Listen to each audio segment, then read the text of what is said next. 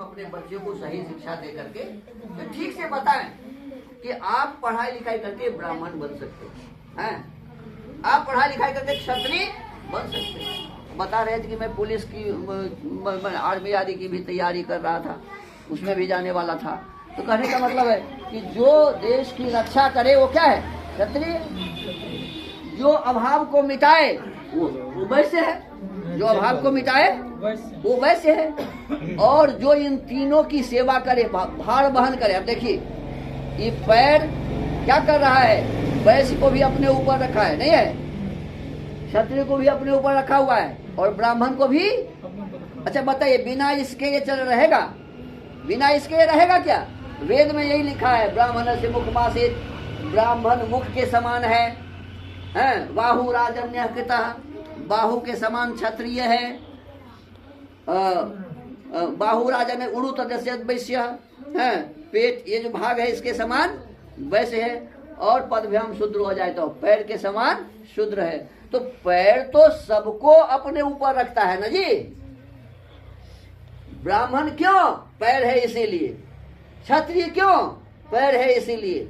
वैश्य क्यों? यदि पैर न हो तो इसका मतलब शूद्र का मतलब नीच नहीं होता है।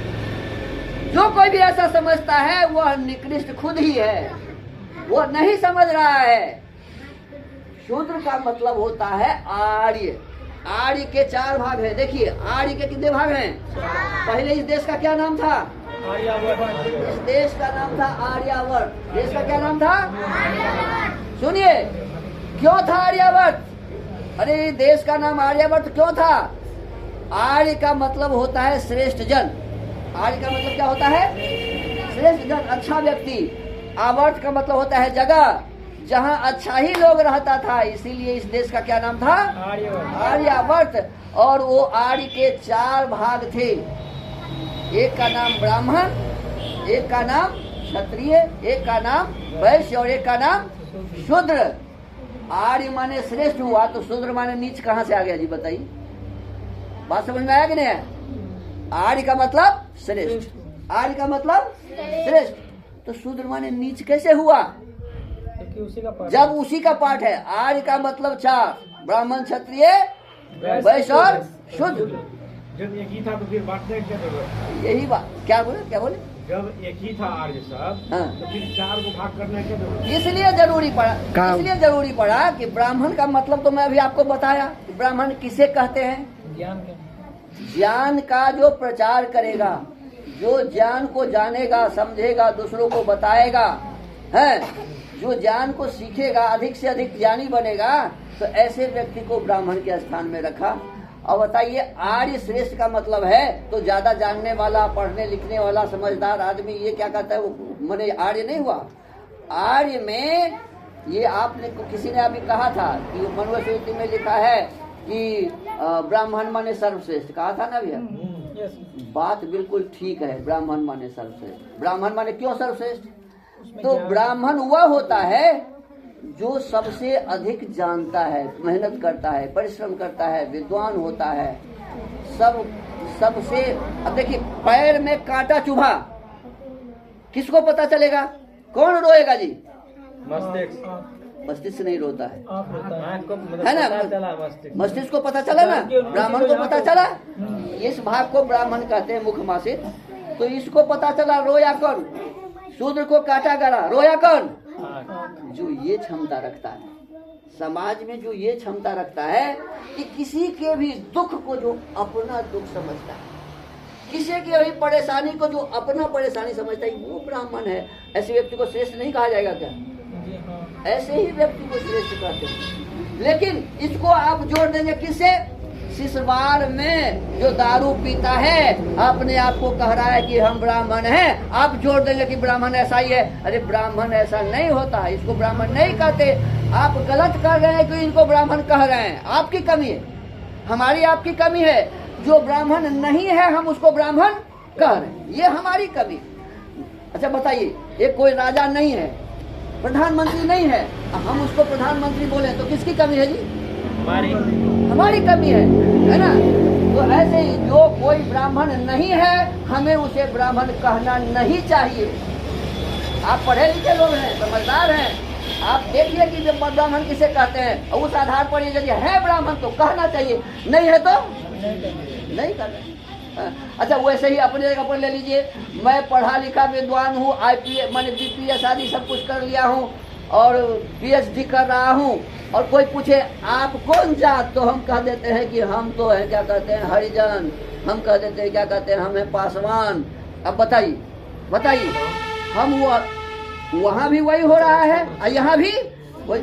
जो नहीं पढ़ा लिखा है उसको हम ही कहते हैं ब्राह्मण, और हम पढ़े लिखे हैं तो हम अपने आप को कह रहे हैं कि हम हैं। ये हमारी कमजोरी है ना। हम आप इस विषय वस्तु को समझें और उसको अपने सुनिए अपने जीवन में लागू करने वाली बात है। सबसे पहले हम तो चाहते हैं जैसे अन्य विषयों के लिए मुकदमा दायर किया जाता है सुप्रीम कोर्ट में, जैसे आप जैसे युवकों को मुकदमा दायर करना चाहिए। वेद में मनुस्मृति में भारतीय संस्कृति और संस्कार में कहा गया है कि जो पढ़े लिखेगा जो विद्वान बनेगा वो ब्राह्मण है। मैं पढ़ा लिखा हूँ, मैं ब्राह्मण हूँ, और इस पर कोई यदि आपत्ति करे तो उसके लिए सर्टिफिकेट चाहिए, दीजिए। आप कोर्ट को करना चाहिए, नहीं करना चाहिए, लेकिन ऐसा हो नहीं रहा है। कोई कहने के लिए भी तैयार नहीं। क्यों? कि आरक्षण बंद हो जाएगा। लोभ में हम आप सभी लोभ में पड़े हुए हैं कि हम यदि वो बन जाएंगे तो फिर हमारा आरक्षण बंद हो जाएगा।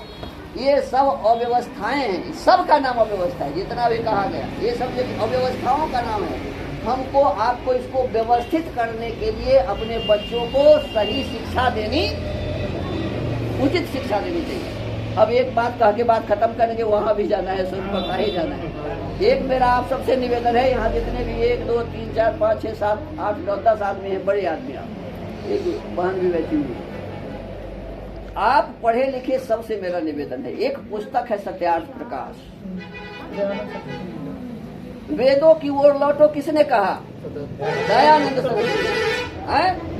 उस दयानंद सरस्वती को कम से कम एक बार तो आप लोग पढ़िए जरूर। आप सबसे मेरा निवेदन है, थोड़ा नहीं, थोड़ा पढ़ने से तो थोड़ा ही रहेंगे, है ना। पूरा पढ़िए। सत्यार्थ प्रकाश जिसने जितना पढ़ा वो उतना ही बड़ा विद्वान बन गया। आपसे मेरा निवेदन है कि आप भी उसे देखिए। ओम जी के पास में है सत्यार्थ प्रकाश, मैंने ये सब कुछ दिया हुआ है। और यदि चाहिए तो अगले दिन हम आएंगे तो लेते आएंगे। हमको खाली बता दीजिएगा फलाना आदमी को चाहिए, है ना। कितना चाहिए फोन पर आपको बता दीजिएगा, है। और जितना चाहिए उतना हम लेते आएंगे। आप सबसे एक ही करबद्ध प्रार्थना है कि उसको एक बार पढ़िए, और वहाँ उसमें जहाँ ये समझ में आए कि ये मानवता के विरुद्ध है, हमारे समाज के विरुद्ध है, हम लोगों के विरुद्ध है, तो उस पर बातचीत करिए, है ना जी। क्योंकि ऐसा भी होता है कि कोई अच्छी बात भी खराब लगने लगती होता है ना जी। कोई सही बात भी कभी कभी खराब लगने लगता है। हाँ, नहीं तो इसीलिए बातचीत करने की आवश्यकता है, और बातचीत करने के हम लोग इस विषय वस्तु को आगे बढ़ाएंगे। आज हम अपने बच्चों के लिए कुछ नहीं बता सके। क्यों नहीं बता सके? तो आप लोगों से बातचीत करनी थी। मैंने देखा कि हमारे यहाँ 5-7 युवक हैं, तो हम सब मिलकर के कुछ बात करें। मेरे बातों में जहाँ कहीं मैंने अव्यवस्था महसूस हो तो मैं आपका नंबर ले लिया है।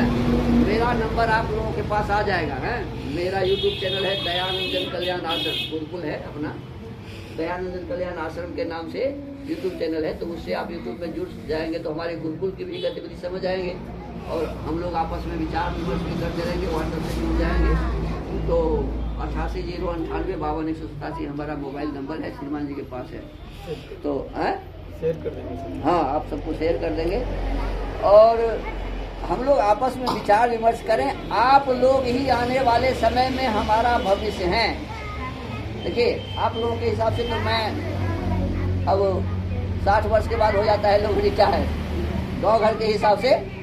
वैसे वेद के हिसाब से तो 100 वर्ष के बाद लोग रिटायर होता है। जीवे में सरदा शतम लिखा हुआ है, 100 वर्ष तक जीना चाहिए। और 100 वर्ष से पहले मरने से उसको कहा जाता है अकाल मृत्यु। 100 वर्ष से पहले यदि आप मरेंगे ना तो अकाल मृत्यु है, चाहे आप कैसे भी मरे, हैं। लेकिन 100 वर्ष तक जीवित रहना चाहिए। और वर्तमान हिसाब से तो मैं रिटायर हो गया, लेकिन काम मैं अभी भी आपके जैसे कर रहा हूँ। मैं तो समझता हूँ कि आपसे ज़्यादा काम करता हूँ, क्योंकि आप लोग थोड़े दूर में काम कर रहे हैं। अब देखिए मैं कितना दूर से आया हूँ आपके पास, एक प्रोग्राम इनके घर पर करके आया हैं, ये दूसरा प्रोग्राम वहाँ हुआ है थोड़ी देर हैं, समय रहता तो वहाँ भी ज़्यादा करते, और फिर तीसरा यह है, चौथा हम जाएंगे कहाँ? हो सकता है हमारे साथ आप चलने में इतना सक्षम न हो हैं, मैं चल रहा हूँ और परमात्मा से ही प्रार्थना है, मैं तो ज़्यादा से ज़्यादा आप लोगों के बीच में आना चाहता हूँ। दुर्भाग्य है कि मुझसे लोग लाभ ही नहीं लेना चाहते। मैं चाहता हूँ कि लाभ दूँ और लोग मुझसे लाभ लेना नहीं चाह रहे। अब आपसे पूछता हूँ, मैंने जो कुछ भी कहा वो हमारे समाज के लिए कहाँ कहाँ गलत है? मैंने जो अभी कहा हमारे समाज के लिए अच्छा है बुरा है, कुछ तो बताइए। अच्छा अच्छा है बार बार इस बात को होना चाहिए कि नहीं होना? बार बार ऐसा होना चाहिए कि नहीं होना चाहिए? है हमारे समाज के भीतर बार बार इसकी चर्चा होनी चाहिए, और इसीलिए मैं आना चाहता हूँ, मैं आना चाहता हूँ आपके यहाँ। और आप सब यदि अपने हृदय में स्थान देंगे तो मैं चाहता हूँ कि इस इलाके में, पूरे इलाके में गांव गांव घूम करके मैं इस विषय वस्तु को लोगों को बताऊँ। तो एक विषय वस्तु को भी लिया था, बहुत सारे विषय हैं जैसे आप बता रहे थे अभी, गणित, विज्ञान, इतिहास, हमारे बहुत सारे विद्या के विषय हैं, सभी पर चर्चा होगी। ये भी एक विषय है जो अभी हुआ, इसको दे भी ठीक है ना? अच्छा बउआ, आप लोग हमारे तरफ देखिए, आप लोग आपस में बात कर रहे हैं, इसमें से बीड़ी कौन कौन पीता है? कोई नहीं पीता। अच्छा, झूठ बोलना अच्छा काम है या बुरा? अब बीड़ी पीना अच्छा काम है या बुरा? तो आप लोग नहीं पीते हैं, आप लोग पीते भी हैं और झूठ भी बोलते हैं। मैं साबित कर दूं? अच्छा, एक शर्त है, लेकिन आप झूठ नहीं बोलेंगे। मैं एक क्रिया देता हूँ, जो बोलेगा झूठ उसके घूंट में घाव होगा। झूठ नहीं ना बोलना है। अब बताइए, आप अपने घर से बाहर जाते हैं कि नहीं? रास्ते में चलते हैं कि नहीं? दुकान पर जाते हैं कि नहीं? किसी पीने वाले को देखते हैं कि नहीं? और वो जो धुआं फेंकता है नाक में गंध लगता है कि नहीं? कैसे नहीं पीते हैं? अरे वो मुंह में पीता है और आप? वो मुंह में पीता है, मुंह में भी तो पीता ही है। आप किस में पीते हैं? देखो, आप झूठ बोले कि नहीं बोले? तो पीते भी हैं, झूठ भी बोले, दोनों खराब काम किए। तो अच्छा काम करेंगे, खराब ही करते रहेंगे। अच्छा काम सिखा दें। सीधा होके बैठो, ऐसे सीधा, मैं जैसे हूँ, सीधा होकर के। जब कोई आदमी, अब रास्ते में तो चलेंगे ही, दुकान पर जाएंगे ही, जैसे ही कोई दिखे ऐसे सिगरेट लगाते हुए, बीड़ी लगाते हुए, तो उसको एक गीत सुनाना है। क्या सुनाना है? गीत। जब गीत सुनाएंगे ना तो उसके मन में लगेगा लाज। क्या लगेगा? लाज। जिस काम में लाज लग जाता है वो लोग करता है। ये छोटे छोटे बुआ देखो कैसा कह रहा है, मैं अब ऐसा काम नहीं करूँगा। क्या करता है? कितना गंदा गंदा कहे, हाथ में ले लेगा ऐसे, है ऐसे ऐसे रगड़ता है, और हाथ का मैल लग गया उसमें तो उठाता है और मुंह में ठूस देता है। थोड़े देर मुंह में ठूस के रखा है, अब फिर थोड़ी देर आपको सुनो सुनो सुनो, अब वो जो फूं किया उस पर मक्खी बैठेगी कि नहीं? बैठेगी। अब मक्खी का मुंह तो छोटा है, उसमें से उठाएगी कि नहीं टुकड़ी? आप भोजन करते हैं भात, तो उस पर मक्खी बैठती है कि नहीं? अब वो मक्खी जब लाई रहेगी मुंह में टुकड़ी, किसका? खैनी का। और वो छोड़ देगी उसमें, अब बउआ भात दाल सब्जी खा जाएगा कि नहीं खा जाएगा? कहाँ चला जाएगा? पेट में। खैनी खाने से क्या बीमारी होता है? कैंसर। कैंसर खाने वाले को मुंह में होगा, बउआ को पेट में होगा। पहले कौन मरेगा? देखो, खाने वाला ये भी नहीं समझता है कि मेरे बच्चे मेरे कारण मरेंगे, है ना? इतना भी बुद्धि जिसको नहीं हो, कहता कि मैं पढ़ा लिखा हूँ। वज्र गिरे ऐसे पढ़े लिखे के ऊपर, है ना? इतना भी समझ नहीं है, सोचो, इतना भी समझ नहीं है कि मेरे बच्चे को मेरे कारण कैंसर हो जाएगा, अच्छा काम है क्या? तो सुनाना चाहिए कि छोड़ देना चाहिए? आओगे बैठो, गाओ मेरे साथ। छोड़ देना चाहिए, नहीं खाना चाहिए।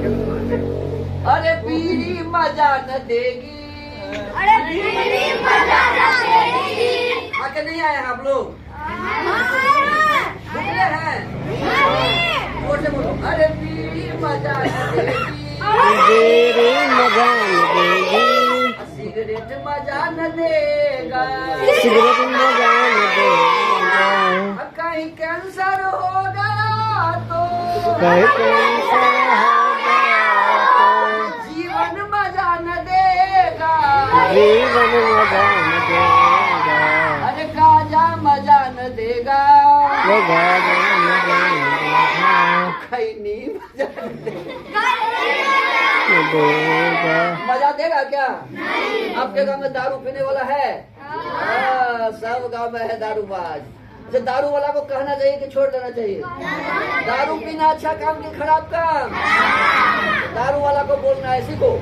सुन भाई सुन रो शराब छोड़ दे, सुन भाई सुन रे शराब छोड़ दे, तारी दारू बोतल के आब फोड़ दे, तारी दारू बोतल के आब फोड़ दे, बीड़ी गाजा खैनी से कैंसर पकड़ दो, बीड़ी गाजा खैनी से कैंसर पकड़ तो, जर्दा सुपारी सब पाउंड सोच ले, जर्दा सुपारी से पाउंड सोच ले, सुन भाई सुन रो शराब छोड़ दे, सुन भाई सुन रे शराब छोड़ दे। इसके आगे अगले रविवार को सुनाएंगे, ठीक है? पूरा गीत लिखा भी देंगे आप लोगों को, कोई हर्जा नहीं है ना? मेरे साथ हाथ जोड़िए, पहले बोलिए, मैं कहूँगा भारत माता की, सबको कहना है जय भारत माता की जय। जोर से, भारत माता की जय। इसे तो बजबे नहीं करी थी,